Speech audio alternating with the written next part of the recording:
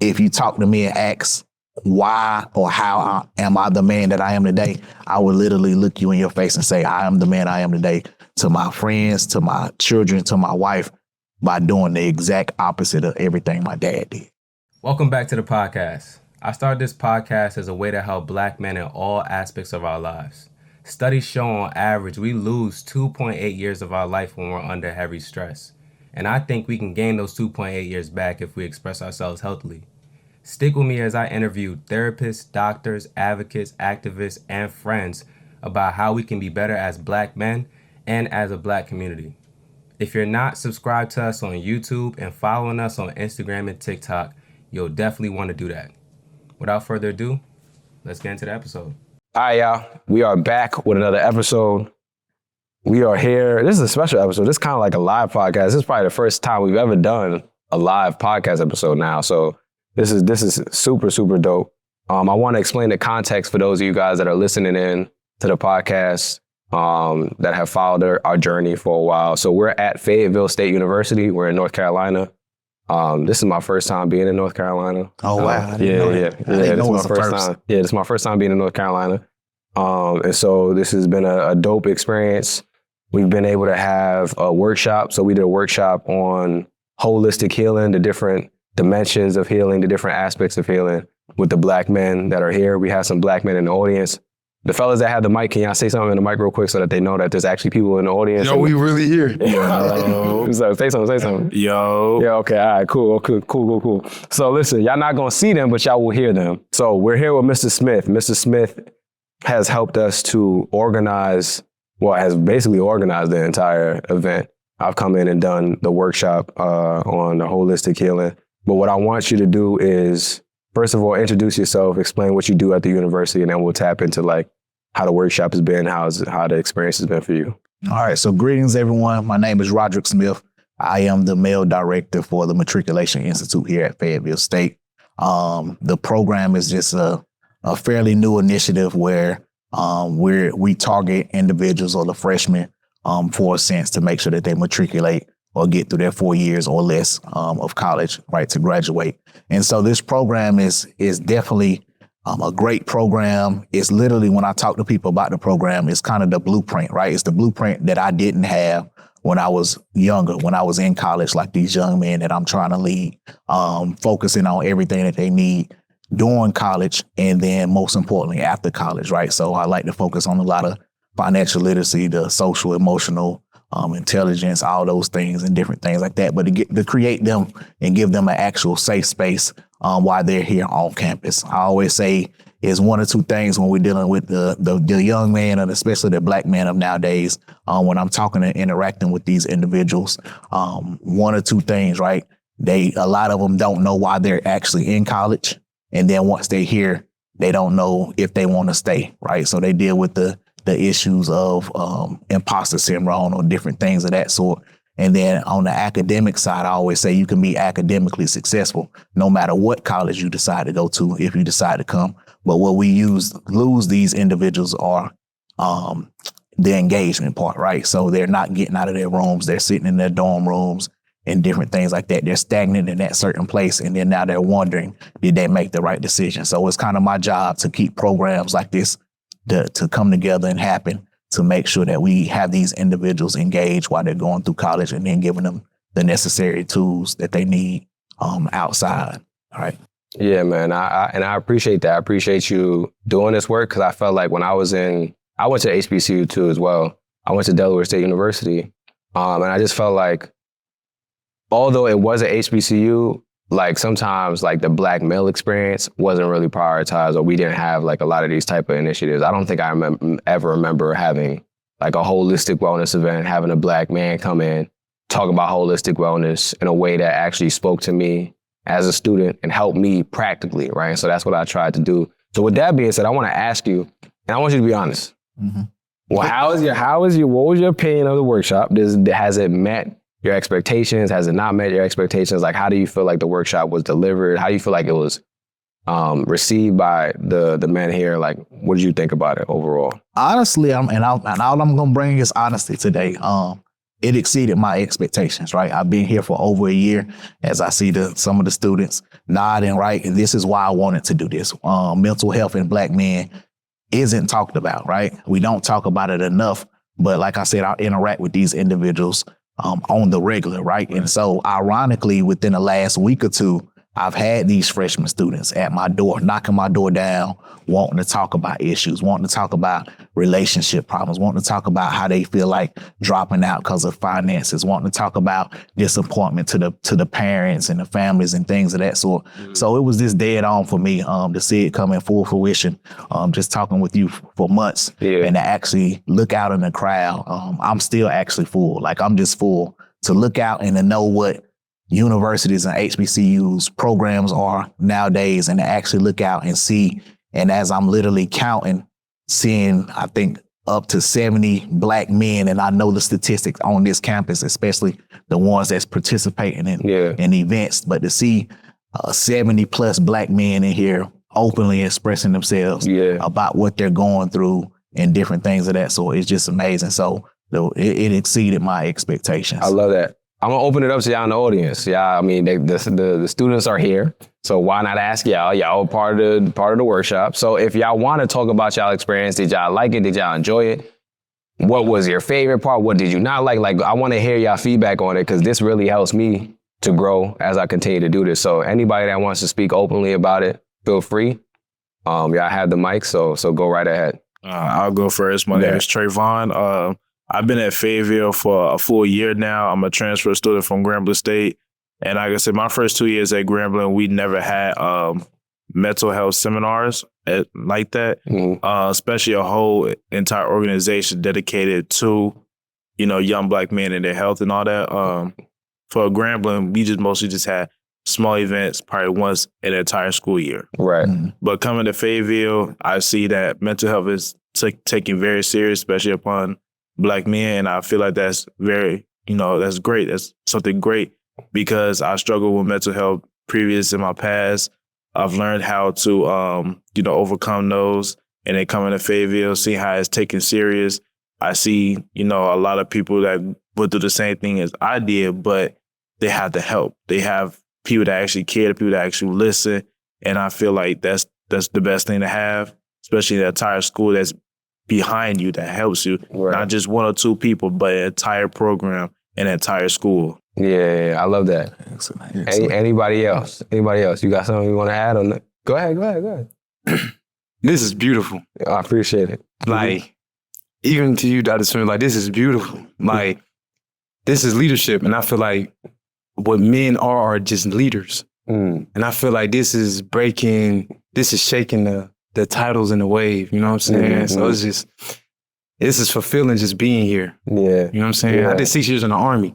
So like coming here and understanding mental health and things like that, like this is what's going to shape our future. You know what I'm saying? Right. So just keep going. I appreciate that, bro. And then introduce yourself, say your name again. Oh yeah, I'm Wes, my bad. Wes, okay, cool. And as you're talking about it, right, since we're having an open discussion and talking about just the program itself,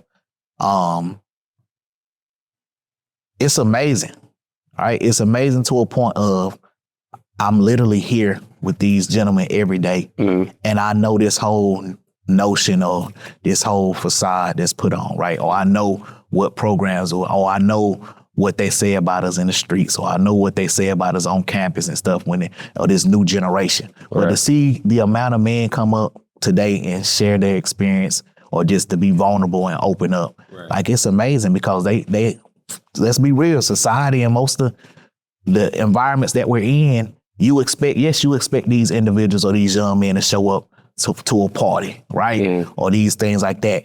And this has superseded the events or the fun events and the parties that I know that individuals have. I've seen faces in here that I know for a fact don't come out to parties, but they came out here, or that don't come out to no events, no other events. I promise you, but they were here today. And so that still is amazing. So this was impactful. Nah, that's dope. I was gonna ask another question about what y'all recommend that we do more of these, but I feel like I already know the answer. I'm gonna still ask you. Would you recommend? You think we should do more of this? Absolutely. Okay. One thing about a Black man, or black men, period, even that I've learned in this program is consistency, right? And when you're talking about mental health, this was a safe space for us to open up and actually at least get it started, right? To get the ball rolling and to have those conversations. No, I'm not proclaiming that we healed everybody, but we did drop some gems and tools for them to open up and now feel more comfortable, as we talked about in the session, expressing themselves. There were counselors involved in the room and different things like that. As we heard earlier today, someone wasn't comfortable because they didn't have a father figure, and things of that. So those hands being raised in the room, and I'm just trying to go back on what we were saying. Now I know that I can connect with at least 6 other people that's dealing with that abandonment issue or whatever. So now when I see my man on campus, I'm like, dang, he ain't have a daddy either. Or what's up? So we can connect. And then just the network as well. It was older individuals in here. It was older gentlemen. It's adult learners. It's transfer students. It's me. So if you don't have that father figure, I'm in here like, look, I can be that father figure, right? Here's my office. Here's the resources you need to reach out to. So it's just, like I said, I'm really full because I think this is what programming looks like. This is meaningful and most importantly, impactful once they leave here and go into their adult life. Okay, I love that. And I want to open it up for y'all, the students that are here, right? So I want you to speak from the perspective that you're talking to like a Mr. Smith at another university that maybe potentially wanted to do something like this, but doesn't know if his students would even be interested in it or her students would be interested in it, that needs to advocate for these type of things, but doesn't know if the impact would even really be there, if the students would really want it. So what would you say to a university professional that's in the position to like have these type of programs, but hasn't really had these type of programs yet or hasn't reached out to us yet? Like, would you recommend that they do that based on your experience here? And anybody can answer this. Yes. Yeah. And I say, if they are nervous, I mean, when you breaking ground, bro, it ain't never easy. You know what I'm saying? Whether the soil's soft or not, like, what is it? How they say was good don't come fast, and was good, like, you know, however you say that saying. But I get that's just that's just how I feel with this. Like, man, we breaking stereotypes and stigmas. You know what I'm saying? I feel like this is what universities are supposed to do. You know what I'm saying? Why teach all this education if we can't even implement it because we're not healed holistically, not spiritually, we lost or whatever. We trying to fit this character. And we're not even really knowing ourselves. So do it. Nah, I love that. Anybody else? Yeah, go ahead, bro. I agree with what Wes was saying. Yeah. We definitely do need these and other universities as well, especially as black men, because all it takes is one. Right. We need relatability. Just coming here today and just hearing other black men express things they went through and how they deal with their mental health. It allowed me to look at me and just think like, dang, like I go through the same problems too. Like I can relate. So it's like just having that relatability, it'll allow everyone else to like just heal and just get better. Right. And let me ask y'all this too, right? Does this make you feel more appreciated on campus? Because this is the thing, right? When I talk to university professionals, a lot of the times they'll tell me like they want to retain black men. And I tell them, yo, if you want to retain black men, you got to make black men feel seen. Come on now. You know what I'm saying? The only way to retain us is to make us feel seen, heard, and understood. That's through programming. That's through the way you speak to us. That's through the way faculty interacts with us. That's through what we see on campus. That's through how you prioritize our experiences. So I want to ask you, right, as a result of this or like similar programs, right, do you feel like this has made you feel like, yo, I actually feel welcomed, valued at Fayetteville. I want to continue my education here. I actually want to stay here. Like, has that given you that type of feeling from participating in this type of workshop? And anybody can answer that, yeah. I'll say definitely. If anything, it makes you want to go harder now. Okay. Because now you feel seen, now you feel appreciated. You know you're not doing all this for no reason. You figure out what's the reason you're here. You're here to get your degree.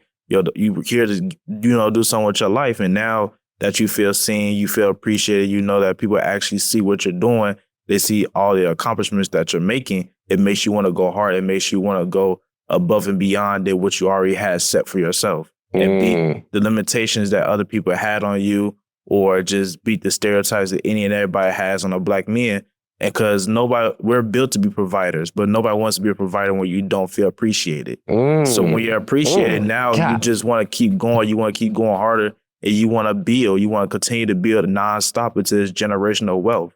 God damn, we gotta get him up here. Let me get out of this seat. Come on now. I'm so mad we don't got a third camera, bro. I gotta get another camera, man. I'm so mad. We gonna definitely invest in another camera. So next time we pull up, we gonna get y'all on camera. But Lord, that was a man. Nobody wants to provide when they don't feel, oh my God, when they don't feel appreciated. That's true. I think we said that earlier. We talked about like go where you celebrate it, not where you tolerate it. Yep. Go where you celebrate it.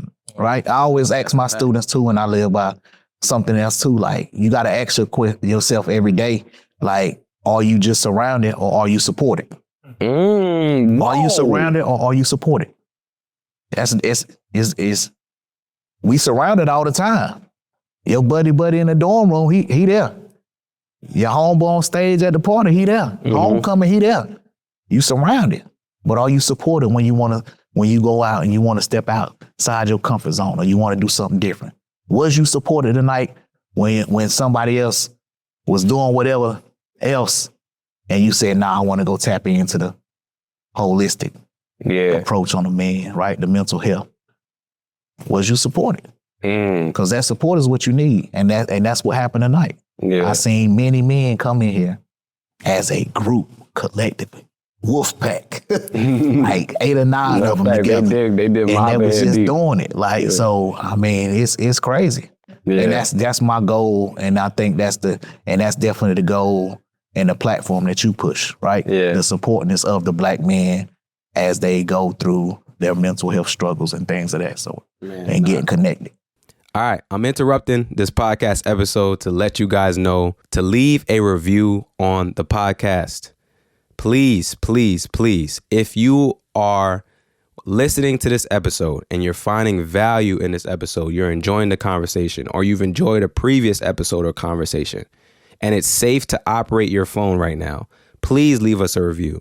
Your review is a free and easy way to support us, and it helps us reach more people like you. We're on a mission to build a stronger, more connected Black community, starting with Black men. And you can help us on that mission by taking a minute out of your day to leave a review. Your review helps us generate more listeners, which in turn generates more revenue, allowing us to expand the platform even further. So please take a few seconds out of your day. I know you're busy. I understand. I know you're doing a lot, but it will help us greatly if you would just take a few seconds out of your day to leave a review right now. Did you leave a review yet? All right, let's get back to the episode. So with that being said, man, I'm gonna let y'all know, because there's gonna be folks that are listening to this that are university professionals that are trying to figure out how can they tap in. So we had the link in our bio on Instagram, expressyourselfblackman.com/links. If you're not on Instagram, just go to expressyourselfblackman.com/links.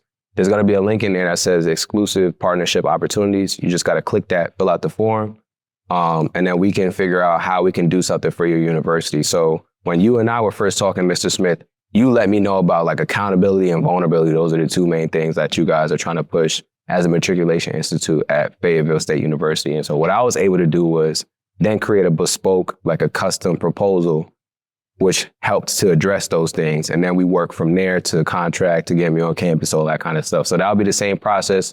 Sit down, we have a meeting, figure out what the needs are, because I don't want to just give you guys a proposal that I've already done somewhere else, just because I feel like this is something that's already made. Like, what we do is we want to make sure that whatever it is that we bring in to the university is actually meeting the needs of students or faculty, whatever the needs are. So have that first introduction or discovery call of like understanding what the needs are, and then build from there. So if you're interested in that, fill out the form.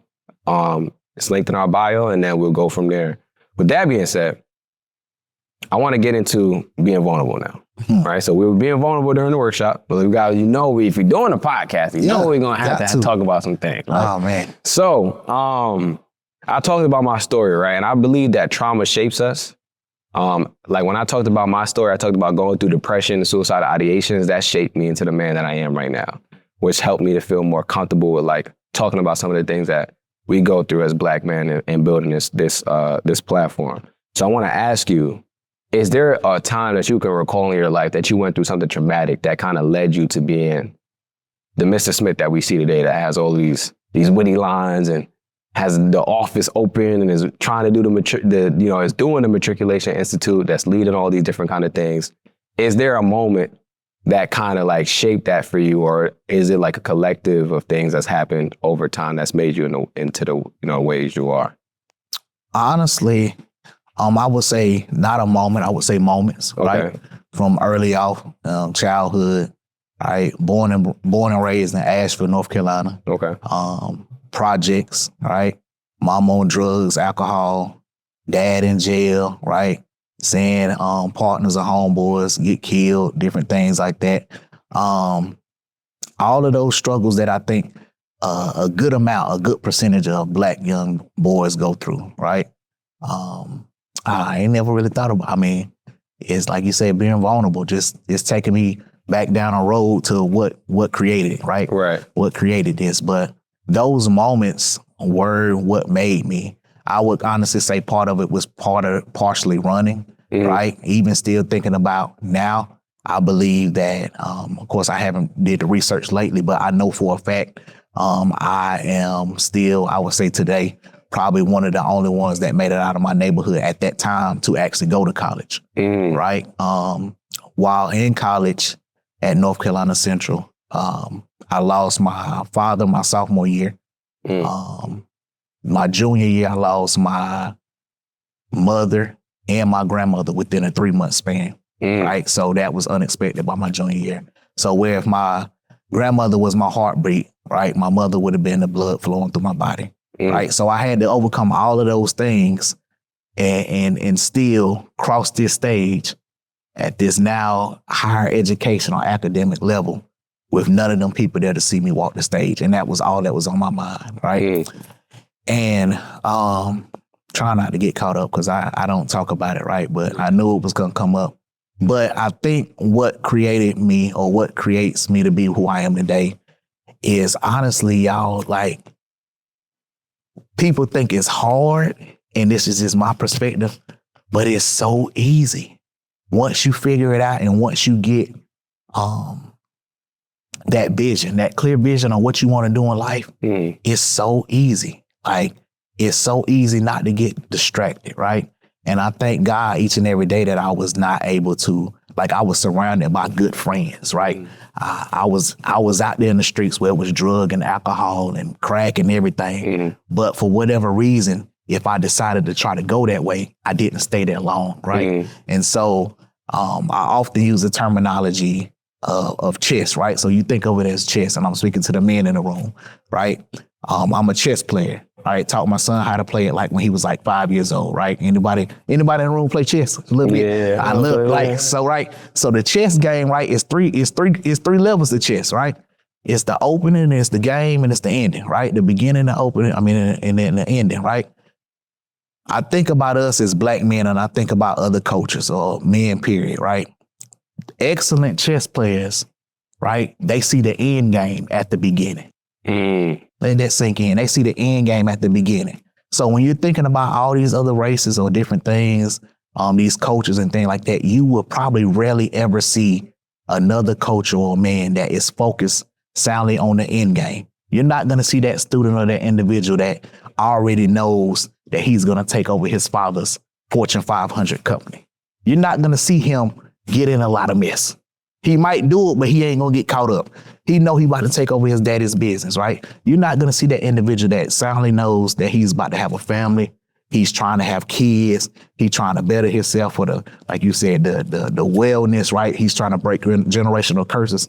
That person that's locked in on that end game, they ain't going to go too crazy, right? They're not going to go far. So for me, I knew that I had to succeed, right? Still today, I can't fail because I know where I came from. And so now all I'm trying to do is pour and give the blueprint to everyone that I come in contact with, the men and the women, to make them realize that once you're locked in, it really isn't that hard to be successful. No, I love that. Go ahead. You had a mic. Yeah, go ahead. Yeah, Introduce yourself too. Hi, I trust I was. Okay, go ahead. How y'all doing? I'm Jay Reed. I missed the workshop earlier because I was in training for work, which I'm actually super jealous for. But I'm so glad I came to see the podcast because Mr. Smith said something that I really agree with. You said that trauma shapes us, yeah. Right. And I don't all the way believe in that because I grew up in low income Section 8 and my mom made it so she let me be a kid. I was oblivious.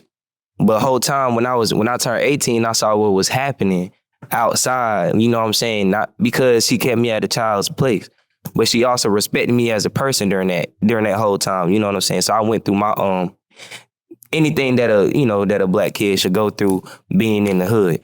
So I didn't really have too many traumatic experiences growing up, but I've dealt with mental health because of the vision, because of where I wanted my end game to be at. But that's also why I stay positive. And I think because of my end game, it shaped me to be who I am. And I don't believe a lot of black men have that end game. And that's where, imposter syndrome comes up. That's where you get lost. You kind of stay to your room, don't want to, you know what I'm saying? Don't want to participate or stay stagnant because it's a fixed mindset.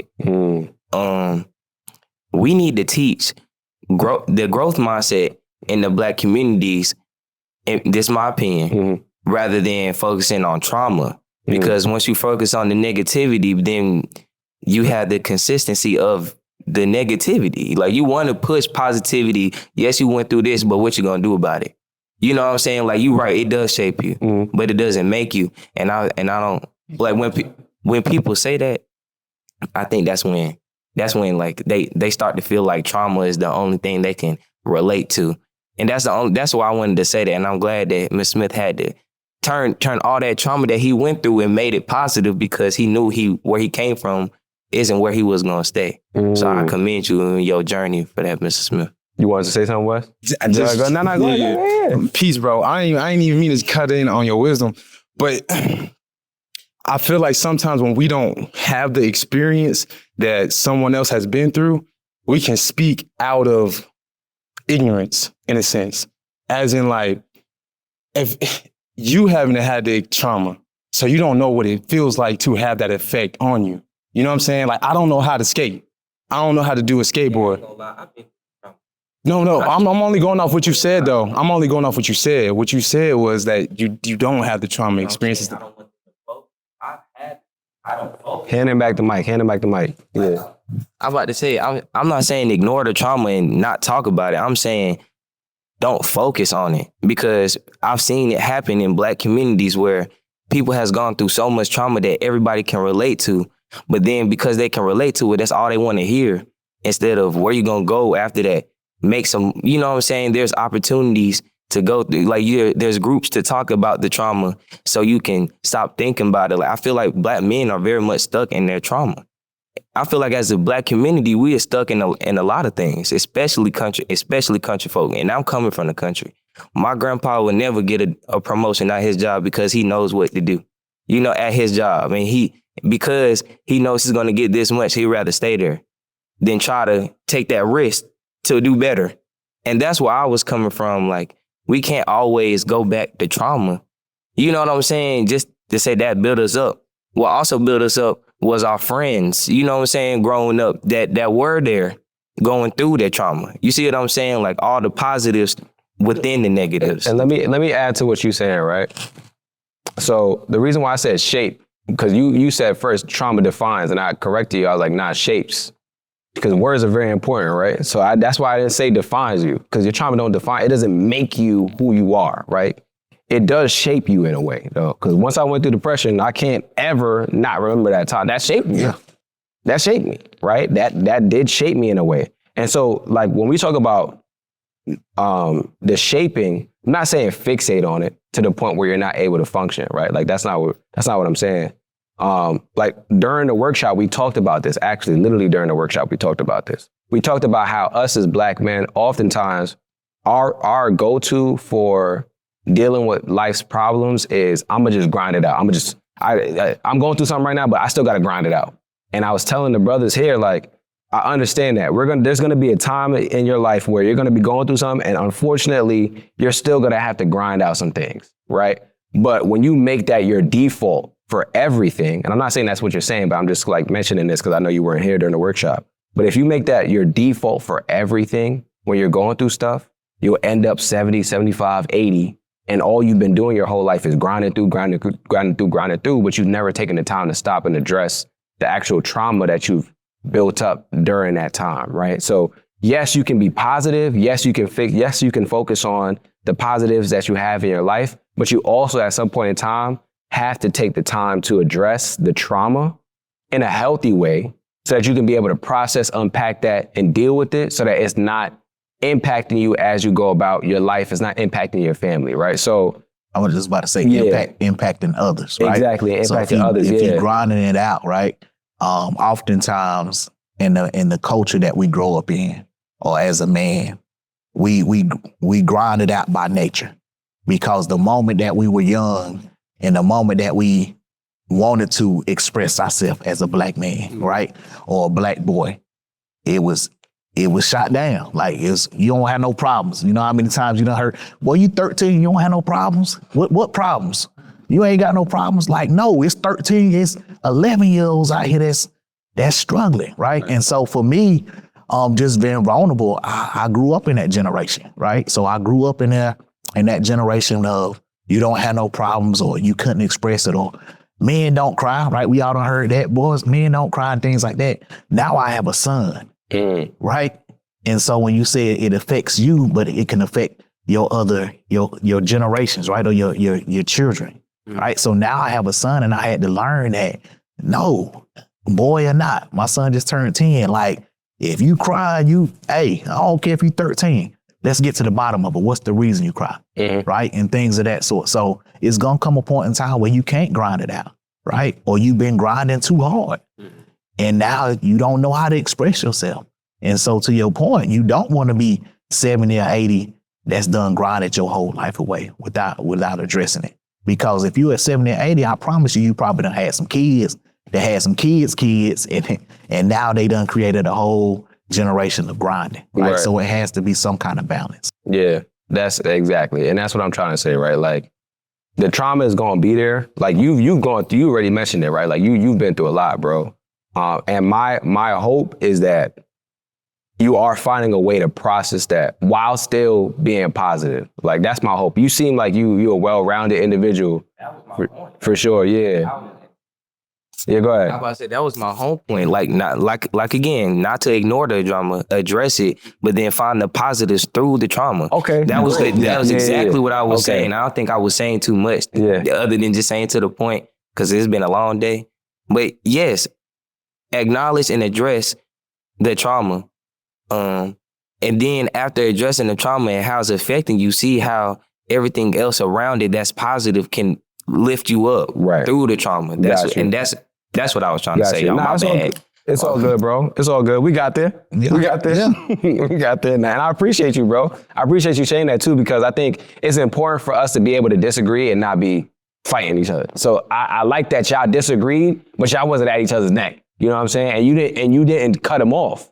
You actually were about to, and you're like, oh, yo, let me chill out. You know what I'm saying? I like that. We got to do that more. Like, we got to be able to have a disagreement and not be like ready to fight each other, because that's how we learn. You know what I'm saying? Like, I'm not going to be able to learn when I always have the answers, or I feel like I always have the answers. I have to sit down and talk with a Mr. Smith, or talk with a Wes, talk with you, brother, and have these different kind of conversations and see everybody's viewpoint and understand, like, okay, everybody has a different way of looking at things, but where can we find the common ground? Yeah. Or where am I making an assumption? Because there was an assumption there. You know what I'm saying? We just talked about that earlier. Like, are we making any assumptions about stuff? And he didn't get to explain everything fully. And so it's like, all right, cool. We going based off of what you just said, but now there's more to it that he could have explained. And now we get to that rounded out point. So I appreciate you sharing that, bro. So we talked a lot about like vulnerability today, and we saw a lot of vulnerability. We're seeing it right now.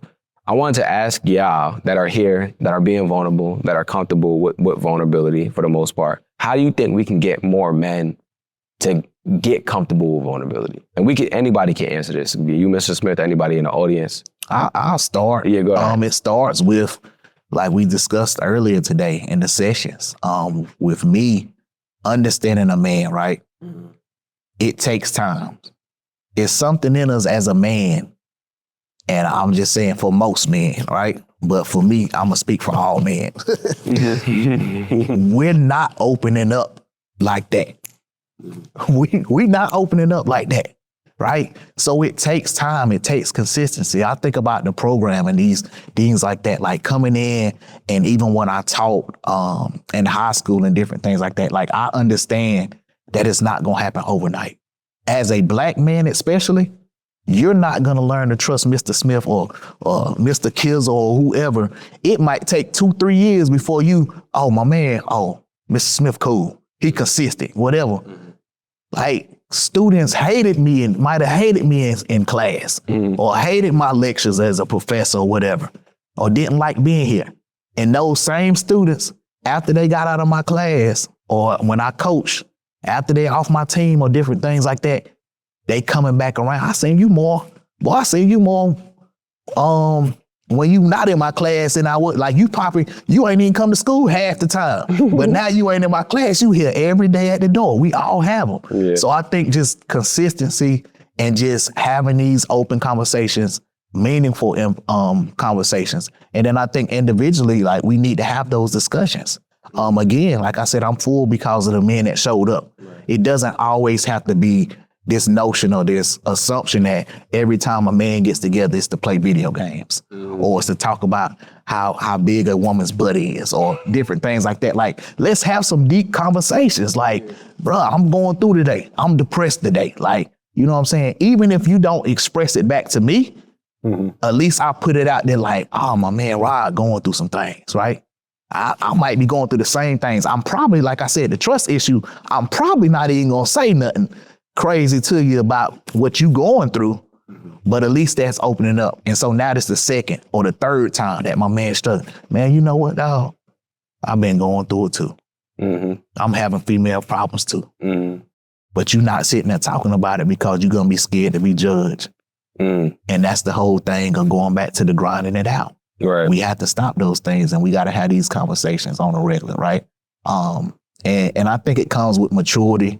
As you get older, me and my frat brothers, we check in all the time on different things, right? Because we're at this level now where we're like, bruh, we understand mental health is real, right? Some of us done lost individuals and different things, seeing mental breakdowns. And so that's what I don't want for these young men to happen. So I love that. Anybody in the audience that y'all want to add to that, like how to break the barriers down for men to be more vulnerable? You got something?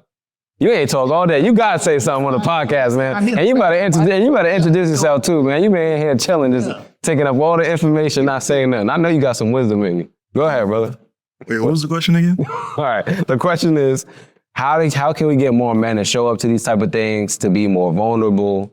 How can we break down some of these barriers that make men feel uncomfortable with being vulnerable and having conversations? And I feel like you'd be the perfect person to answer this because you wasn't talking for the most part. So, well, I guess I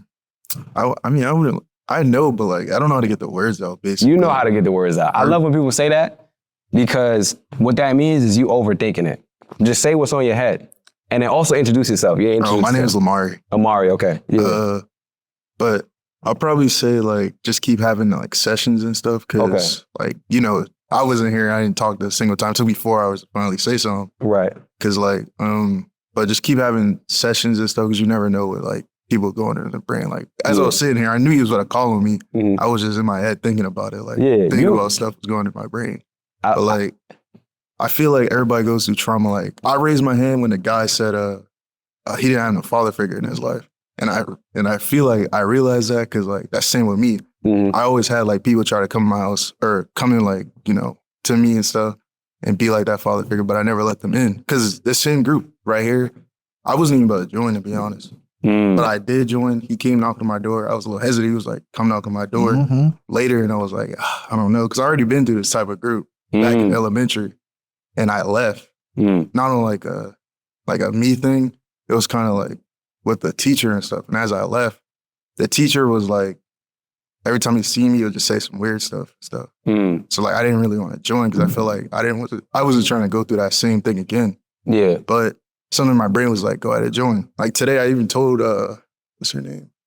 Mrs. White yesterday that I wasn't even about to come here. There's no disrespect to you. No. I came, I showed up because I was like, dang, I probably need this because everybody, I was struggling to do stuff in like silence. I'm always in my head. I always got my headphones in and stuff. Like I don't really listen and stuff. But I feel like as I keep having these sessions and stuff, I know you're not like from here and stuff, but as I keep thinking about what you said in the group meeting, I also downloaded like your presentation and stuff. You downloaded the cheat sheet? Yeah. As I keep looking at it, I'll probably like more to open up because like every time somebody try to came in my life, they just left. So that's why I really don't talk about my feelings and stuff. I always just keep it balled up and like just think, listen to music and all that other stuff. Oh man, and honestly, right? I don't know if y'all caught it, but he just said he's a part of Matriculation, right? About a week or two in, I had to go, and this is kind of answering your questions. How do we get these sessions, or how do we get individuals to open up? Yeah. Some individuals you just point blank, period, gonna have to go get and find. You're gonna have to pull it out of them, that friend, right? It's kind of like teaching the kid how to, as I'm looking at a skateboard or shoot a ball. Yeah, I don't want to try. You're gonna have to pull on them a little bit. Not overbearing, but we need, as a man, we need that extra push. A lot of us don't have that drive. We need that pull. So as he said, he wasn't even gonna join or whatever. Knock on his door. Hey man, come on out. Same thing as mental. Come on out to these sessions. Yeah. Right? Let's talk about it. Nah, forget the game. Forget LeBron today. This what I do with my homeboy. How you doing? Nah, what's going on? Yeah. How the family doing? Yeah. How the relationship thing going? Yeah. How's your life? You still here with me in school? Like, you gonna have to do those things. You gonna have to pull it out of those certain individuals. Right. Because if not, like I just said a while ago, it might not be happening and they're gonna be sitting there suffering. Right? So I care about all. So make sure that we having these sessions consistently. And then individuals that we see, we pass individuals every day on campus and we might not speak to them. And I'll just say that too, to your point, understanding now that we've been in a room for, like I said, 70 plus, which was amazing. I'm gonna keep saying that number because y'all just don't understand what that did to this university for a mental health platform. Yeah. And we got the data to back it too. And we got it. Yeah. And when you see these individuals, they were here for some reason. So don't leave your brother out here for hanging. Even if they didn't speak, they came for a reason. Yeah. And so we need to acknowledge, what did you say first before you even started speaking? You said, I don't even know how to explain it. Then he went on a whole monologue, right? Yeah. Come on, bro. Come on. What I said before that, I said I love when people say that because that just means they be overthinking. And you didn't even have to say it, and I already knew you'd be overthinking, and you mentioned that you overthink. I knew you overthink because you remind me of my friend. And we used to have him on a podcast, and he would like write out all his thoughts on what he wanted to say on the podcast. And I used to tell him like, yo, bro, put that away, bro. This is not an interview. Like, just relax. Because he was so in his head about stuff, he felt like he had to write it out first to make sure it was good. But that's just your overthinking that's working, bro. So my advice to you, bro, you literally just explained your point and you explained it perfectly. Everybody understood you. Just don't overthink it.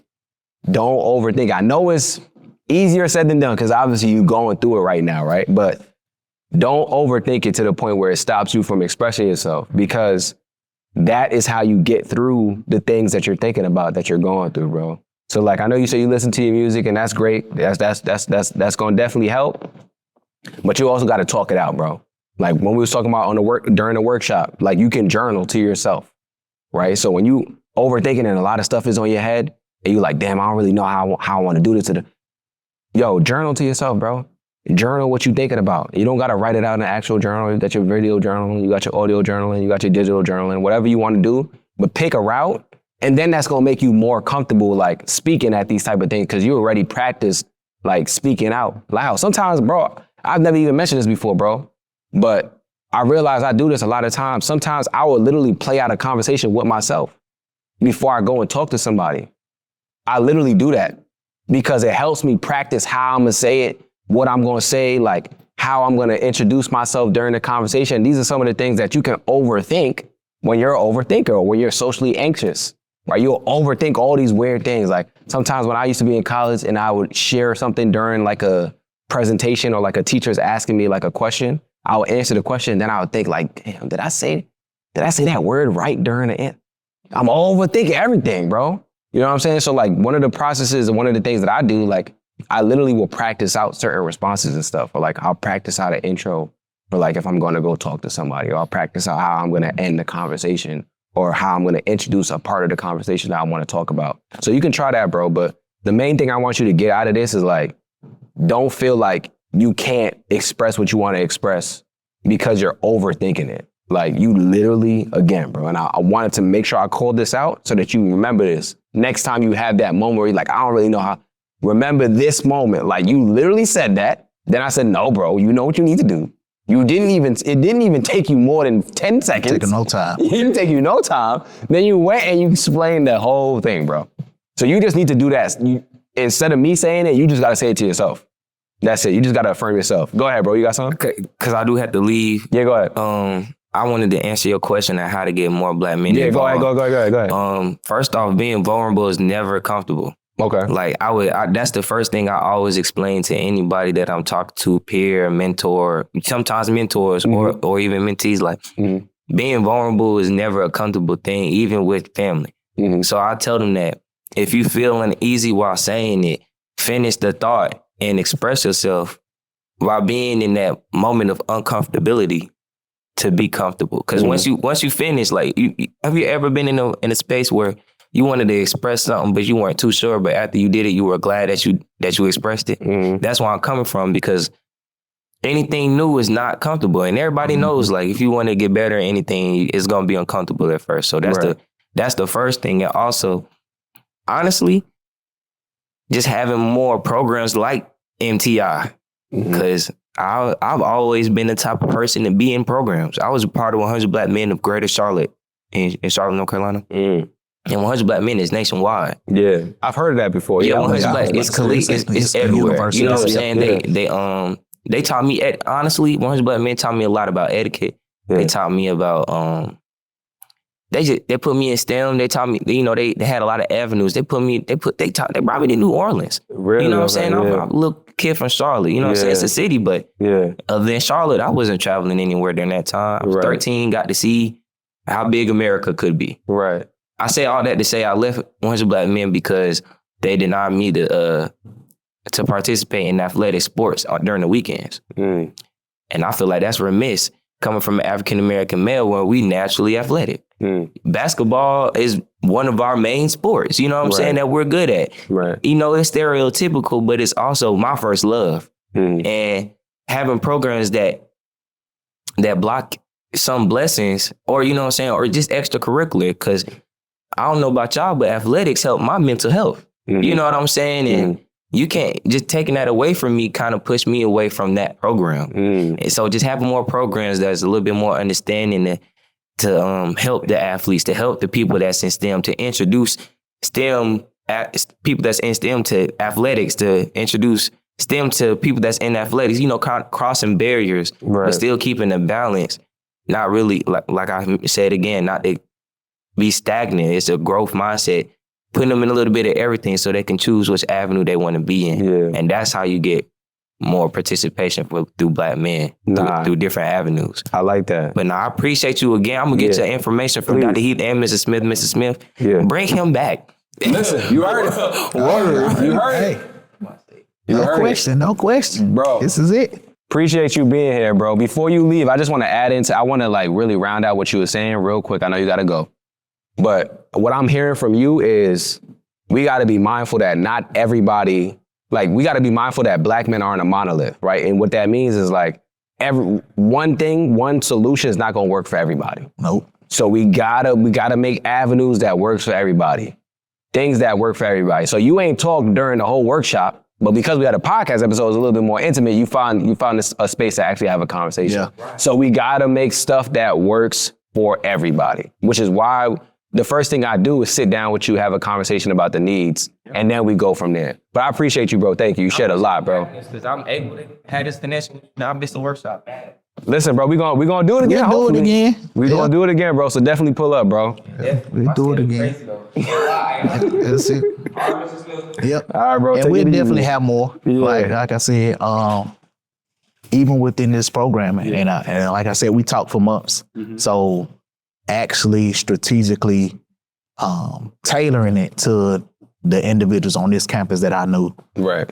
The needs are very beneficial for here, and as you get partnerships throughout other universities. And I think that's where an initiative or a program that I run is beneficial, because I tell everybody when it comes to programming on campuses, you need this, but I like to get to know those individuals, because I know with certain individuals, I literally have students that tell me, Mr. Smith, I'm not coming out for nothing unless it's something to do with entrepreneurship, or I'm not coming out for nothing unless it's to do money. I'm not coming out for nothing unless it's to do with mental health or gaming, or like it's gonna be, we're all cut from different cloths in different places. So I like to get to know those individuals. All I need is one. Let me find out is one student that love anime. I promise you, Mr. Smith gonna push it. We gonna have an anime night, or what I don't even know what anime is. We gonna look. I'm telling you, they know how. My students know how I am. Let me find out somebody that like to draw or music. The next thing you know, we do that stuff, and that plays into mental health too. We have several paint and designs and stuff like that. But once we get them in there, that's how you rope them in, and now we can discuss and talk about these issues. Because for painting, that's therapeutical for most people. Right. Music and stuff and all that thing. So it's definitely like, I love the fact that you tailored it to these individuals' needs, and it showed up, and it showed today. Nah, yeah, man. And one of the things I wanted to ask you too is like, what are some of the things, I know we talk about programming, and having these groups, but outside of that, like, what are some things on campus that could be done to increase like engagement from Black men? And retention of Black men. We talked about being seen and heard, understood, but are there other things? And don't get yourself in trouble now. Yeah, that's what I'm saying. Don't get yourself in trouble now. So maybe we can have the students, you know what I'm saying? The students have something to say here. We're not gonna get Mrs. Smith in trouble unless you have something to say that's not gonna get you in trouble. You say to retain them? Yeah, to retain more Black men. When you think about Black men, right? And that's initially what this program is tiered to, right? To retain them, it is meaningful programs, but it's still to go get them, to keep them engaged. And so one of the things that I'm doing, it was lovely to be able to create this space, right, for men, right? My office is downstairs. We was there earlier, you can see, and we kind of talked about the place that it's in, right? Great place, but for men, going back to that safe space, Black men need a space for only them. I'm just gonna say it. As a Black man, we need a space only for us, right? Away from women, away from chaos, away from kids, wives, or whatever. We need to have at least a certain place where we can go and be vulnerable like this, or where I can go to a space and play a video game, or I can go watch a game. Because I'm gonna be honest with you. As for me, when I'm going through my moments and having that stressful or that mental stress, and you asked about it today, what do we do?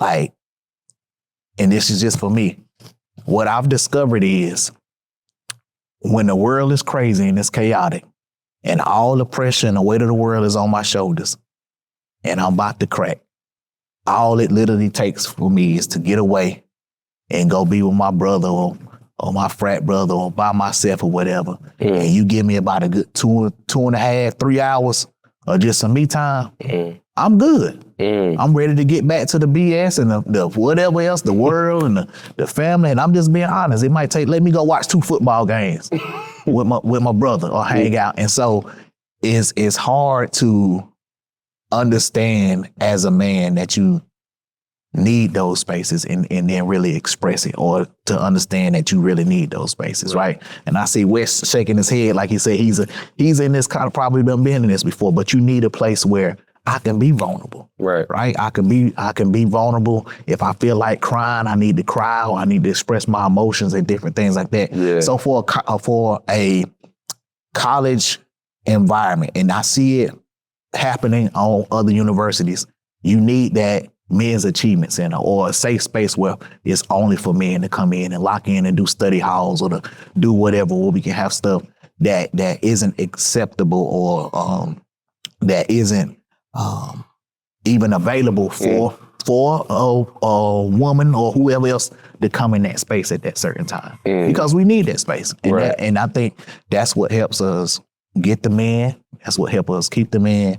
And that's definitely going to help us retain the men, because all it is a fraternity in a sense, or a strong brotherhood, or just that bond. You know what I'm saying? Right. And that might be your homeboys or your partner's dorm room. Everybody got that dorm room, or that man on that hall that got that video game, that 3 or 4 minutes, and that's your safe space for the time. So collectively, we talking about numbers, and we need that space, right? And so that's one of my goals for the upcoming year, or this year, is to have that space where we can just do this whenever we please, because it's needed. Yeah, absolutely. So from the students, do y'all have anything? Like, how do you think a university should approach making sure that you guys are like cared for and feel, seen, heard, understood, so that you guys can stay in colleges? Because I'm asking this because, again, like, I had these conversations with university professionals, student affairs, student success, student retention, like, all these different type of offices. And one of the main things that they tell me that they have a problem with is retaining Black men. So we got Black men in here. I want you guys to tell me, how can a university keep you at the university? What are some things that they can do? What are some things they can implement outside of these programs? Like, what do you think? Listen to the Mr. Smiths. Okay. Because I personally, like, and I'm from Fayetteville too. Okay. And it's just like, we don't listen to our Black leaders that we have now, the ones that truly care, the ones that, because we all understand. I feel like I'm a student, so I get a little more, I can say. Yeah, that's why I said I want you to talk. Listen, I understand. Go ahead, But I understand politics. Right. But I feel like we can become so political that now we're not humans anymore. And we're trying to push an agenda that's just not even real. And we give attention to certain lettered agendas that neglects and takes away from the Black man. Because like, we're trying to learn how to be a man. Like, and I'm speaking for like a college and a college student. You're here trying to learn how to be a man, but everybody else is learning these different colors of this certain organization that's getting all this funding and stuff like that. And I'm not trying to attack anybody's sexuality or anything like that. But at the end of the day, we need men. You know what I'm saying? Like, we're born men, and everybody doesn't want to always subjugate to a certain agenda that's getting pushed and shoved down throats. You know what I'm saying? So, and I'm not trying to go too extreme or anything like that, but it's just more so like, I don't know, bro. It's personal. I feel like, bro, I'm 28, and it's just like, I feel like I'm in this weird middle stage of my life, and it's just like, it's hard to see the future sometimes when I feel like we've already been removed out the picture. And I do see a lot of faculty on this campus, like, and that's what puts me at conflict a lot of times, because it's like, I know we have all the tools, ingredients, and instruments to make this happen, but then it's just like, I guess the powers that may be, you know what I'm saying? Like, and it's just like, I mean, we getting told to vote, but it's just like, how does a man vote? How does a man know what he do want? How does a man know his political interests and things like that? Because I mean, now we talking about the household. Now we talking about the future. And that's why I say I'm in this weird middle stage of my life where it's just like, I'm trying to be bright and hopeful and strong about the future. But it's just like, I feel like we're not really giving nothing. You know what I'm saying? But I feel like, let me round that out for you, right? Because I think what I'm hearing is like, you feel like we're not being prioritized. At all. Okay. At all. And what you're seeing is like other demographics are being prioritized, and some of that funding could go to us, but it's not. Without a doubt. Okay. And I think that's important, bro. Like, if universities are saying like, yo, we have a problem with retaining Black men, okay, that means put your money where your mouth is. Put your money towards that retention. And understanding what they specifically need, right? Coming from an individual that is with them on a day-to-day basis, right? And so what me and my team do, and especially when we talk about programming, like in engagement, right? So I'm under the engagement part, under student affairs. And so when I program now, it's reverting back to when I was that age, right? Plus, I got nieces, nephews, I got individuals. So being creative with the programming, kind of like this and different things. Like, yes, they want to have you want to have a leadership forum or whatever, what have you. Right. So like does a black man or does a man understanding their attention span, do they want to come in here and sit and hear about leadership? This monotone leadership, right? Here's what the L stands for. Here's the E. Yes, and this is it. So what I did last year, or what I do is, I literally had a leadership cafe, and it was dope. I had a poet come in and we did kind of like some situation scenarios, and it was leadership feels like a sip of water after a mile run. Then we expound on it, different things like that, right? But until you get creative and like you saying, put you at the forefront, right? So last year what I did, I ain't gonna give all my jewels away on they're gonna take this the gems, right? Yeah. I know Grambling is listening right now. A large, one of my big events that was one of my birth of a baby, like I birthed my baby, it was poetry. I'm into poetry. And as you heard some of the young men now say when it came to mental health, they write poetry and different things like that. I think Xavier said that, yeah. So I did a poetry thing. And when I say just like today, students on the floors, like it was just crazy, because I'm like, you can't tell me as a black man or a black individual that these students are not out here writing, because that's all poetry is.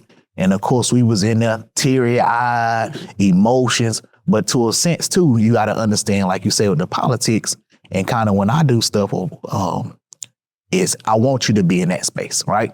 So where some may look and say, oh, they just cussed in that sentence.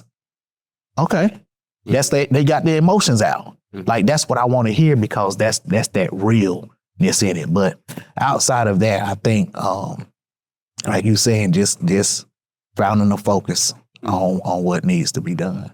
Yeah, go ahead, bro. Yeah, I just want to piggyback on what both of you said. I agree with every single point. Listen to Mr. Smith, because I believe that schools and society, they give up on black men too easily. I believe they give up on us too easily. If the school was to create an event specific for black men, and at first it might not turn out how they want it to be, and then they just give up on it immediately. Okay, it wasn't the turnout we wanted. We're not going to do it again. But if you're consistent with it, it's going to be a bigger and bigger and bigger turnout each time, each and every single time. My experience at Grambling, it's been many events that was specific for black men on the campus, where the first and second time they might have done it, it wasn't so great. The turnout wasn't what they wanted. But the more they kept consistent with it, the more the outcome was. Right. And that also goes to society too, because they give up on black men way too easy. And like what Mr. Smith was saying earlier, we need to demand more. We need to start demanding, because the more we keep being yes men, or the more we just keep letting it, slide, the more people's gonna continue to think it's okay to treat us like we're not appreciated. Go continue to keep going on like that. If we demand what we deserve, then more and more is going to happen, because society treats us as a whole like we're always angry. We're this stereotype they always picture us, and we're more than that. We're way more than that, because at the end of the day, a black man is what's going to build everything for you. We're providers. So, like I said earlier, if you just appreciate us and you show us that we're needed, we'll continue to do more and do more. And like I said, for society, I could just go on social media. If you could be talking about eggs and then black men get astray for no apparent reason. So it's like, what do we have? What do we have a problem? Like we didn't do nothing at all, but we always catching astray. So we continue to keep building around black men. Like like Mr. Smith was saying, we have an area specific for a safe space for black men, a man cave.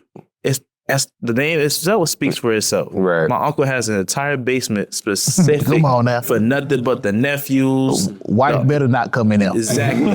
Better not come in there at all. Like as soon as a woman tries to step in the threshold, no. Like Mr. Smith was saying, if I just watch the Bears game for one day or watch the Baltimore Ravens for one day, I'm happy for the rest of the day. I already have my me time. Who win. Yeah, depending on who wins. But you would have definitely depending on who wins. As long as Green Bay don't win, I'm happy.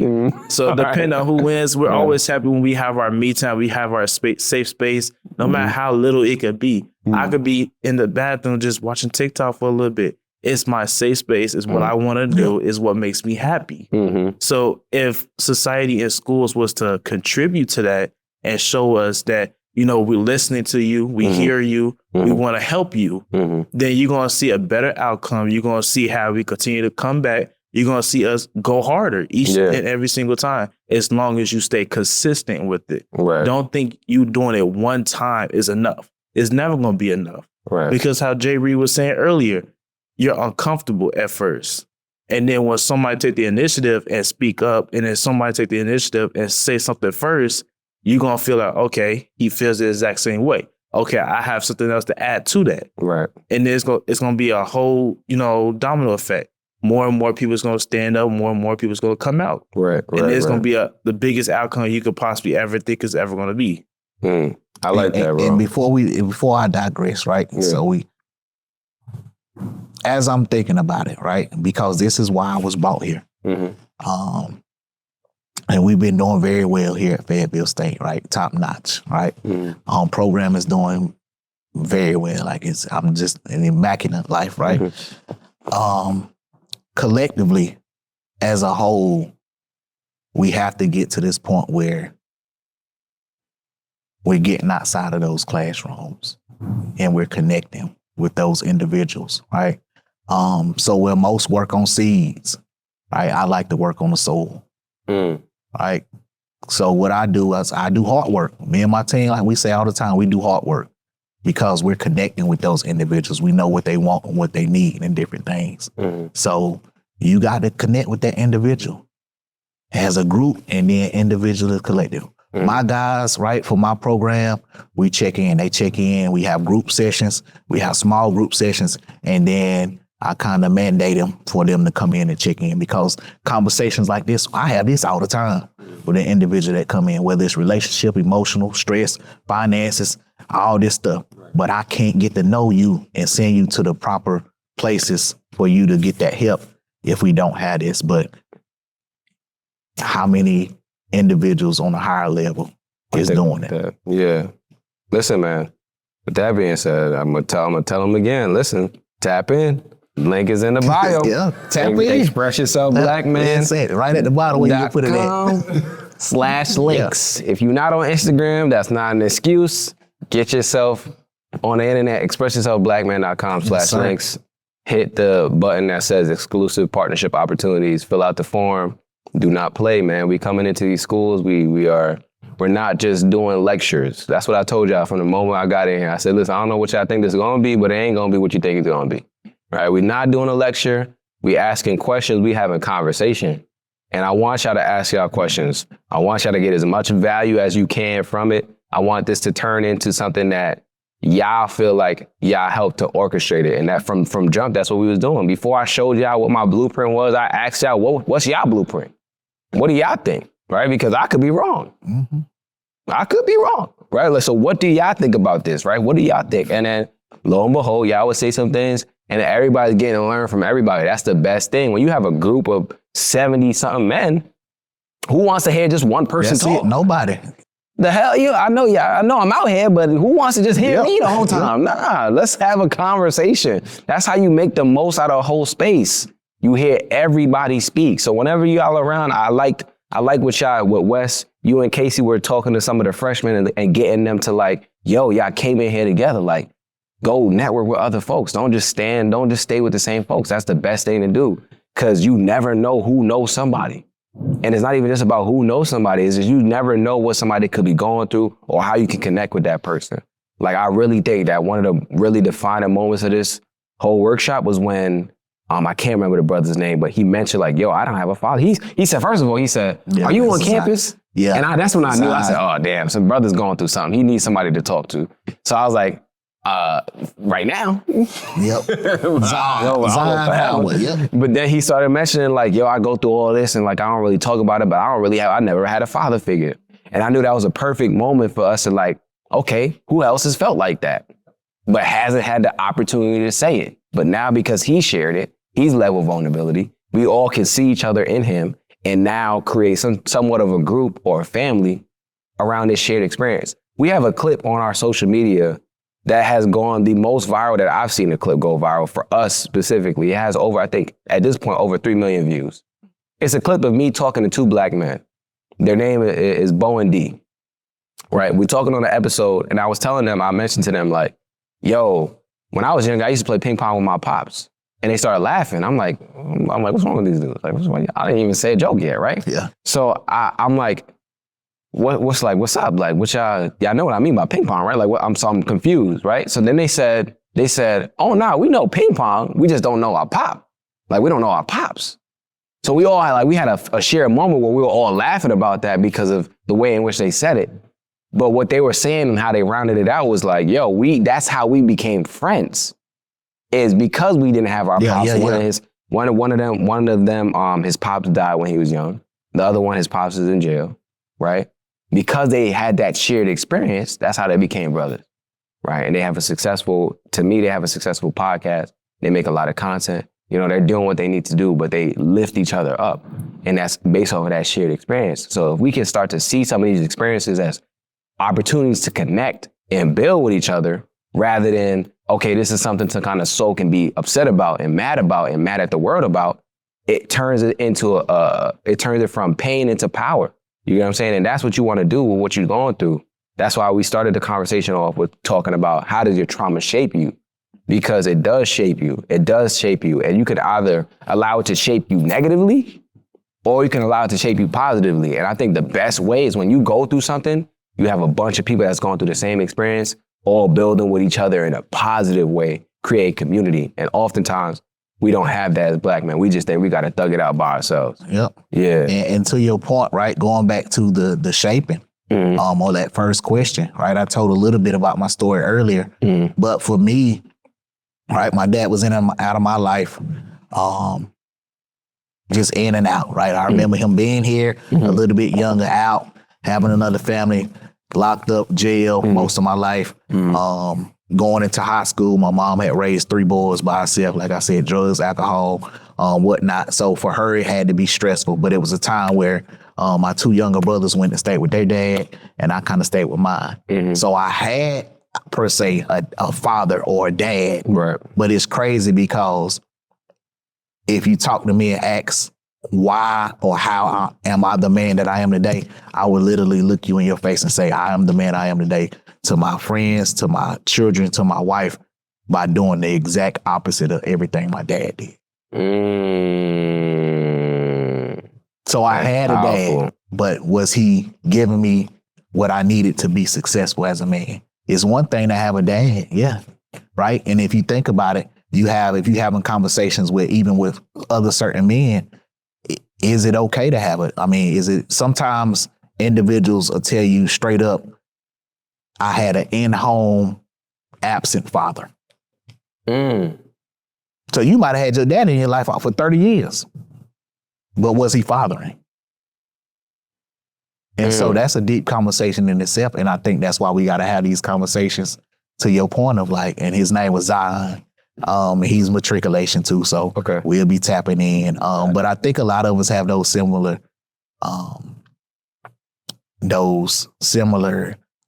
environments, or the way that we was raised and different things like that. And so that's why, again, I love these conversations, right? You talked about it in a room and letting everybody else talk. How else will we know what these men need to retain them if we don't listen to them? And I think that's another problem in itself and an issue in itself. How are you going to keep them here if you don't let them talk, and then not only talk, but act on it, right? So oftentimes we're afraid to share our thoughts, right? We just seen it earlier. But then once we share it, it's amazing. All right. So one of the quotes I live by on a day-to-day basis, right? And when I heard it, I was like, certain things, because when it is word or verbiage, like I can hear a line, I don't know, you might be like this, but I can hear certain things or slogans or whatever, and I'm gonna take it with me through the rest of the life because it's deep, right? And it's literally, you don't have to be a 10 to teach a 2. You don't have to be a 10 to teach a 2, because all you need to be is a 3. Oftentimes we think we got to be up here. We think we gonna reach. You'll never reach a 10. You'll never reach a 10. Never. But for you opening your mouth, sharing your experience or whatever the case may be, that's that 3. That's all that 3 I needed to get that 2 up. That's the only, my experience with depression, my experience with my girl cheating on me, my experience with a suicidal thought. That's a 3. That's all I need to get that 2 from going and harming himself. Man, you just reminded me that a couple of things. One, I had a conversation. I was talking with Casey earlier. And I was telling Casey, because Casey was talking about how like sometimes he'll talk about some of the stuff that he wants to do, and how like people will tell him like, yo, nah, don't do it that way, or like they won't like have the most support. And I was telling him like, yo, don't listen to none of that, because like a lot of times people project and people don't know what it is that God's telling you to do.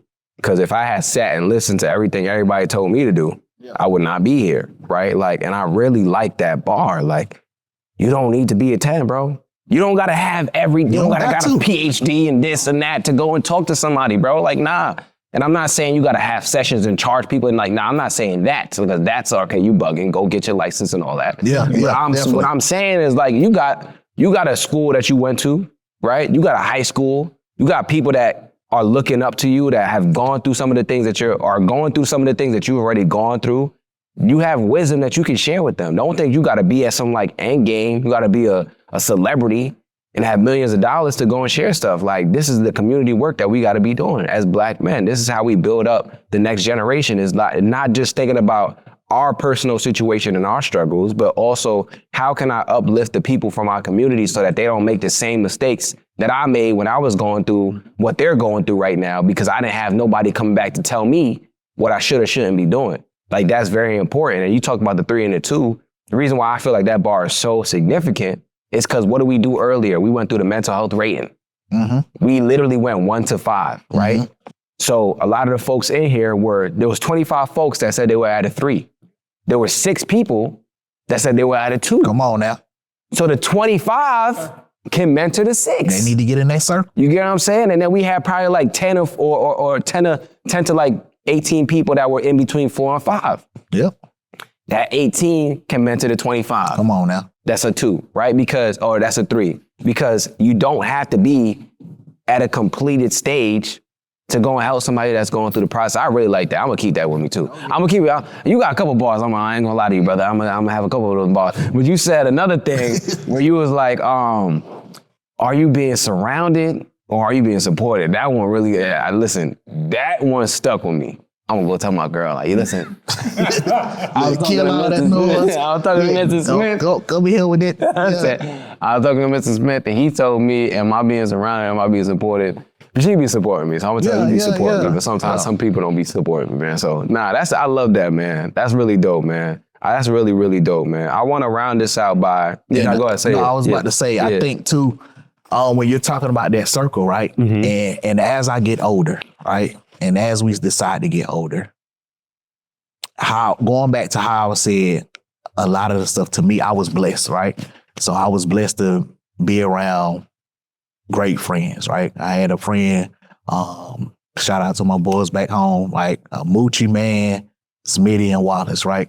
All good kids, right? Out of the environments that we was in, none of us never really did nothing crazy.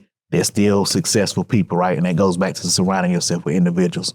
But now I say, as I'm older, it's crazy because I would say wisdom, right? But the jewels and the gems that we have, or that everybody has for this younger generation, we want to give it away. Like, it's so much free game. Like, if you having conversations, that uncle or that cousin or whoever, that father figure, like, go sit and talk to that individual, right? What we don't do as young men nowadays, we don't conversate. We don't sit to that uncle. We don't talk to that granddaddy. We don't talk to that stranger on a park bench and things like that. Because at this age, I'm ready to give, like, it's free game. The stuff, the individual gems and jewels that we drop each and every day, we're not even charging for it. Found that mentor. It's mentors out here that you can find and that will bring you on and show you literally the game of how to be successful, or how to make it out of the way, and how to, if you want the bag, become a millionaire. They will literally walk you through it, get in the car, ride you through it, show you all those things. But it's something about the younger generation also that I haven't figured out. And that's why I was about to poll them in the audience about what is it that makes you so hesitant to get that, right? Because like I said earlier, I lost my father, even though he wasn't really the father that I wasn't at all the father that I tried to become. It still hurts to today, and this is just being vulnerable because I don't have that. So you always hear those things of, y'all probably done heard it, like, you can come to me, son, tell me how many of y'all done heard, you can come tell me anything. Then they done that, and they have, we have. But it go one ear and out the other. Now that I don't have a dad, or I haven't had a father since 2004, I wish he was sitting here today to be alive where I could have asked him the game or asked him, hey, what do I do for this? How did if she do this, what I do this, right there? So again, I just want to ask, like, what do you feel? And I'm speaking because I talk to each and every individuals on the regular. What makes it so uncomfortable for a young man and a young Black man to actually go get this free game or to talk to anybody? I was gonna say manipulation. Okay. Manipulation, and then just like, I feel like a lot of us come from just like, what is free game? You know what I'm saying? Like, if I come from a struggle environment and now you saying I ain't got to struggle no more, but the last guy who told me that was a scammer or whatever the case may be, you know what I'm saying? Like, because everybody be having like their own agenda and stuff like that. Are you using me or are you giving game? You know what I'm saying? And it's just like, I feel like, at least for me, like my point of view is like, there's not a lot of, and I'm not throwing jabs or anything like that, but I don't feel like the older generation is even together, if that makes sense. Like, it seemed like it's so much fight amongst y'all in a sense. Not you per se, you know what I'm saying? But like, just me, you know what I'm saying?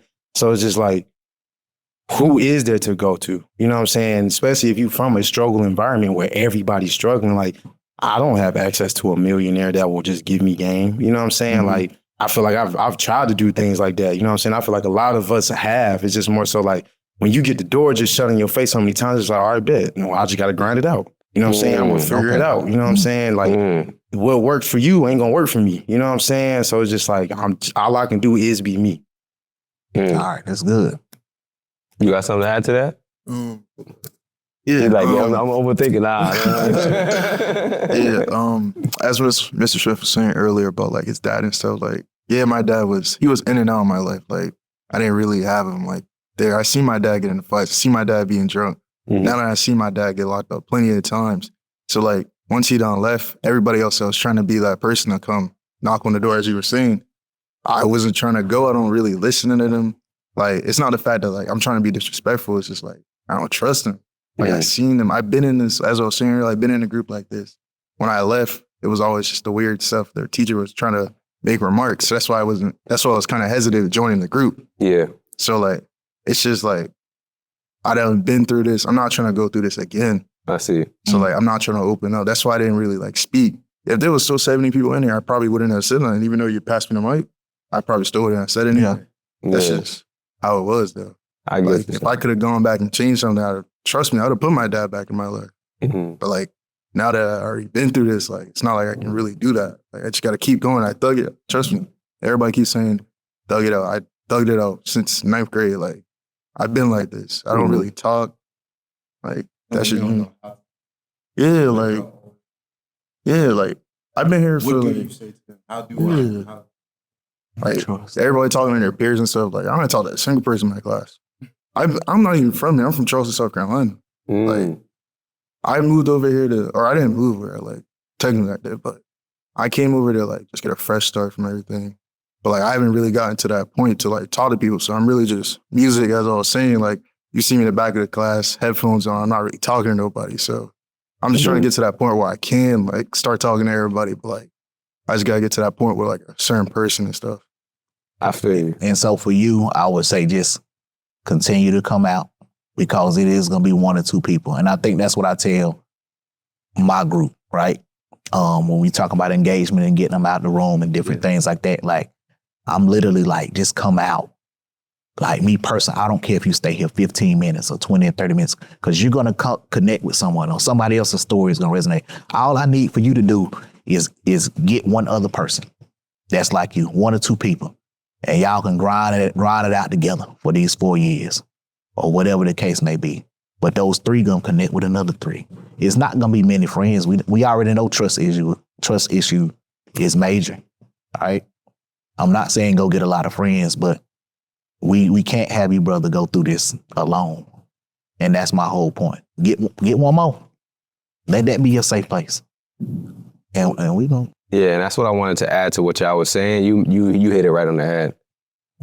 What y'all correct me if I'm wrong. Y'all have had experiences where things haven't turned out the way you wanted them to turn out with the older generation or the folks that were supposed to be kind of looking out for you, and now that's kind of tainted the way that you view that relationship, right?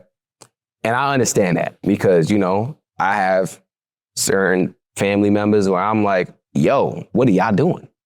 Like, I'm supposed to be able to come to y'all and ask y'all, how do I start an LLC? How do I do this? How do I do that? But y'all not even, what y'all doing? Like, what are y'all on? Right? So that does impact the way that I look at the older generation in my family. But what I've had to do is like realize that's not everybody.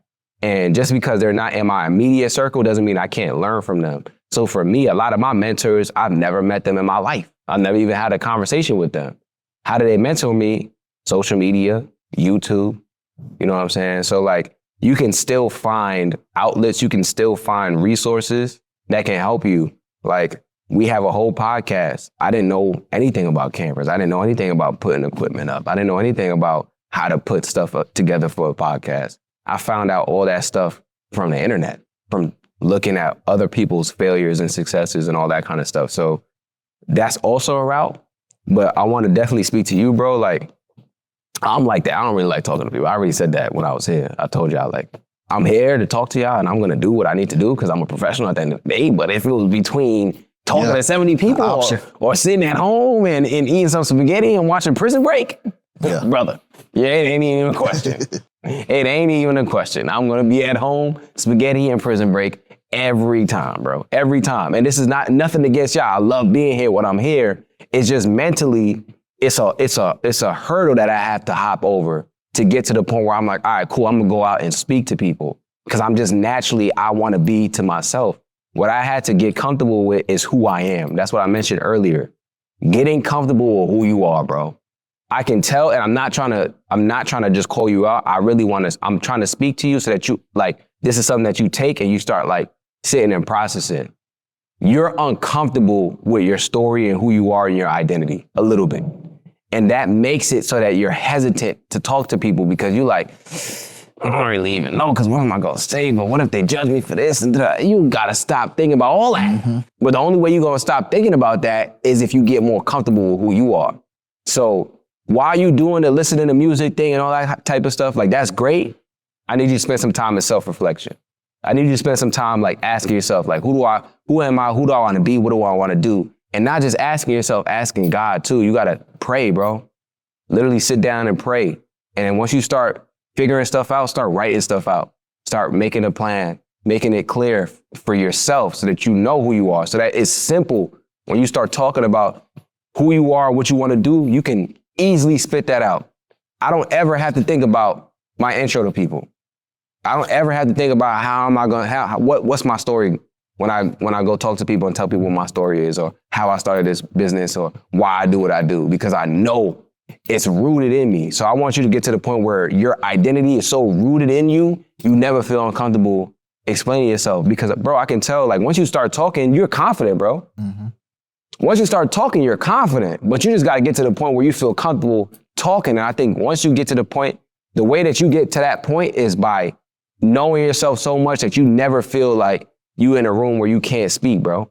Because that's an experience I don't want anybody to have because I've had that before and I know what that feels like. You feel like you feel like you kind of trapped in a sense. It's like everybody talking and you want to join the party, but you can't. I don't know if y'all ever seen that meme. It's a meme of Squidward, and he's looking outside the window, and SpongeBob and Patrick are running and they having fun. And you've seen it before, right?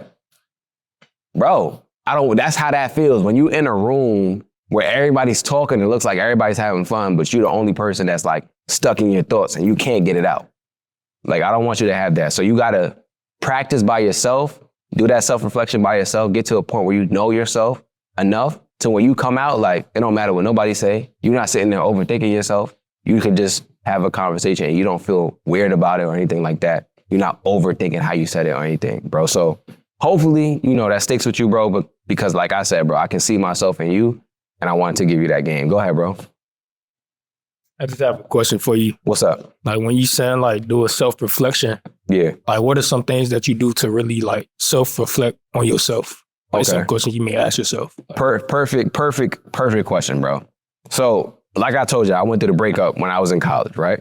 Big defining moment for me because I was like, damn, I based a lot of my identity off of this relationship. That's what led to me being depressed because my whole identity was like being somebody's boyfriend.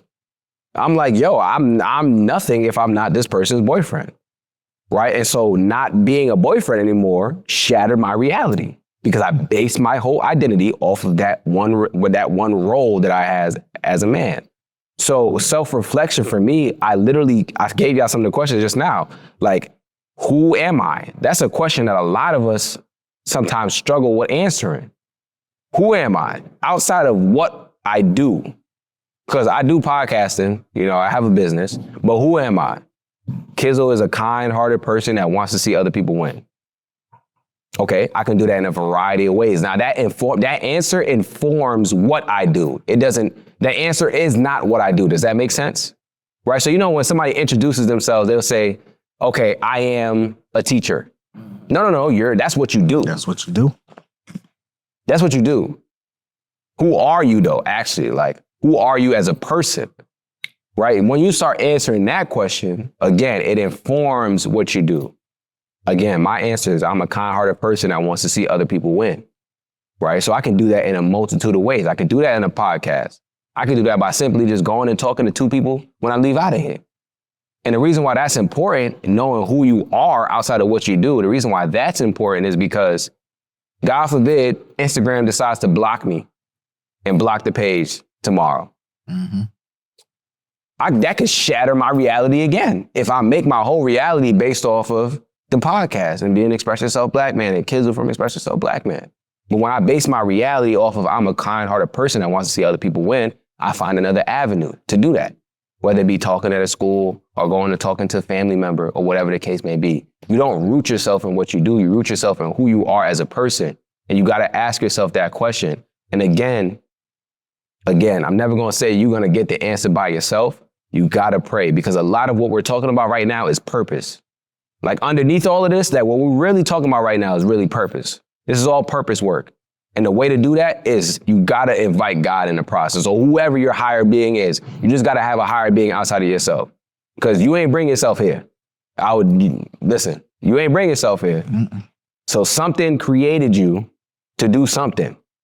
And until you figure out what that something is, you're always going to be searching. And that search is the self-reflection. But you're not going to get the answer through the self-reflection if you don't ask the higher being and create space through the self-reflection for them to speak to you. Does that make sense?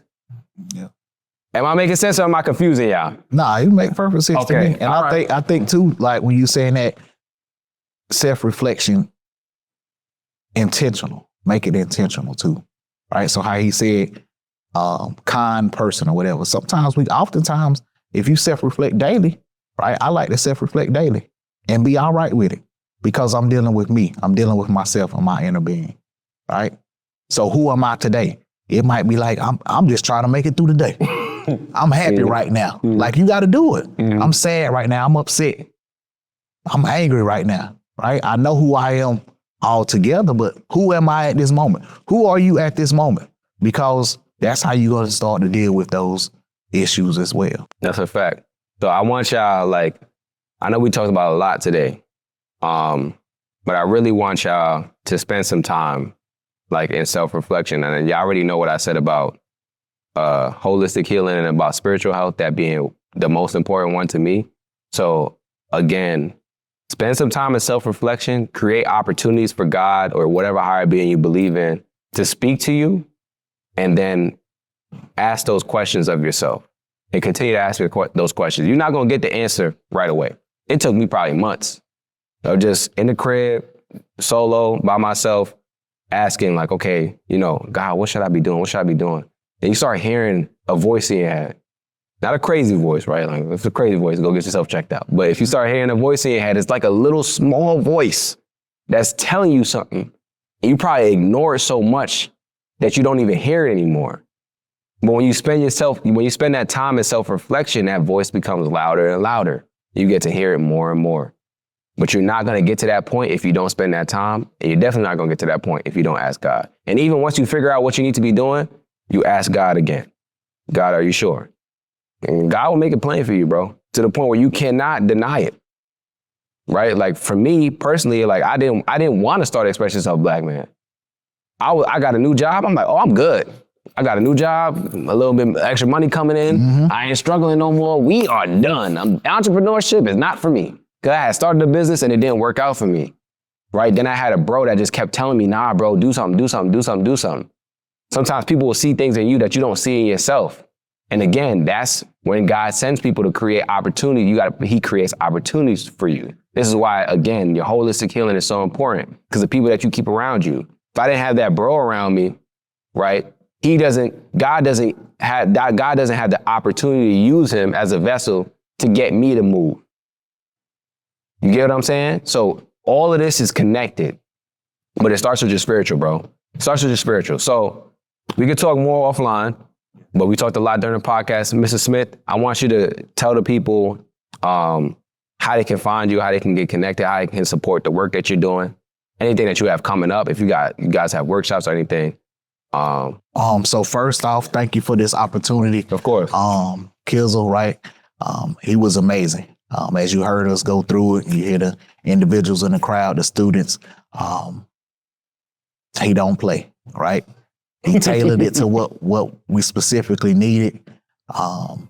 Bring this man to your university. Bring this man to your campus. We're going to take this as a testimony. We need this. Bring this, yes. So again, I'm Roderick Smith. I'm the male director for the Matriculation Institute here at Fayetteville State University. If you want to follow the movement, the wave that we created, follow us on Instagram at FSU_matriculation. All right, that's FSU_matriculation. And Fayetteville State University. You can just go to their website. It's literally been amazing experience. This is everything that I wanted it to be. This is everything that I honestly dreamed of as an individual that connects with these young men each and every day. All right. And so thank you for this opportunity. Get uncomfortable being uncomfortable. Get comfortable being uncomfortable. And again, I think once we surround ourselves with these circles and this environment and these individuals and these people and having these workshops that Kizzle put on, right, with Express Yourself Black Men, it becomes a lot easier. I spoke on it becoming easy for me to get to this level, despite all the trials and the tribulations and things of that sort. But this definitely will make it a lot easier as you go through this journey. And me and Kizzle gonna stay connected because he is, if y'all don't get him, even when y'all do get him, he's definitely coming back here several times because this is what we need. I appreciate it. So just thank you for everything that you're doing. Nah, absolutely. Absolutely. Listen, again, if you guys are trying to tap in, please, the link in our bio, if you're on Instagram, TikTok, YouTube, wherever. But if you're not on social media, go to our website, expressyourselfblackman.com/links. And then click that button that says exclusive partnership opportunities and fill out that form. Or you can go straight to expressyourselfblackman.com/partner and fill out the form. We'll have a meeting with you and we'll try to make sure that we tailor whatever it is that we're doing at your university or your organization to specifically meet the needs that you speak about during that meeting. So, Mr. Smith, appreciate you, bro. That's it. Been a pleasure. Thank you so much, bro. Thank y'all for coming out. Thank you so much for watching this episode. If you are planning an event or you are part of your organization's Black employee group and you are interested in having dope Black mental health professionals or myself come in and do a speaking engagement or a workshop or a keynote address or a panel, please click the link in our bio on Instagram or TikTok, scroll down and click book us for speaking and brand deals and fill out the form available on our website. Once you fill out the form, one of our team members will get back to you about how we can collaborate and create something dope for your organization. This is an unparalleled opportunity. We are currently the largest Black men's mental health platform, and we have a few slots available for our calendar year, and we would love to partner with you to create something dope for your organization if it makes sense for both parties, right? So go to the link in our bio, scroll down, click book us for speaking and brand deals, and fill out that form. If you're not on Instagram, the link should be linked in our description of this episode. And it is also on our website. If you go to expressyourselfblackman.com/speaking-brand-deals. That's expressyourselfblackman.com/speaking-brand-deals.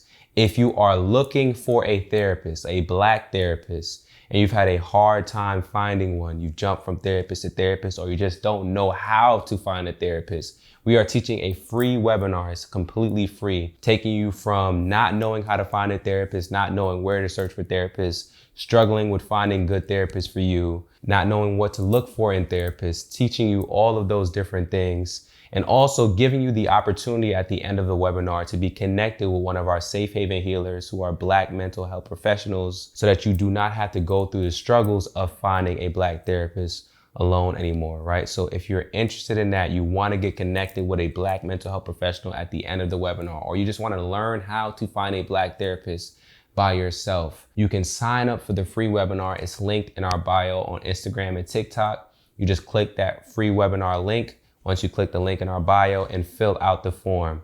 You can also find it on our website at expressyourselfblackman.com/links and fill out the form there for our next webinar session. If you're not interested in any of that, right, but you know someone that may be interested in it, all we ask is that you please share it. If you want some of the merch that we show on the platform all the time, that we're wearing on the platform all the time, you can shop it at shop.expressyourselfblackman.com. And once again, we just want to say thank you so much for watching this episode. Thank you so much for supporting us. Please, if you are on YouTube, leave a like, subscribe, comment. If you're listening to this on an audio platform, please leave a review. It helps us out greatly. Thank you so much for your support. We're wishing you nothing but the best and sending you and your family and your loved ones love and light.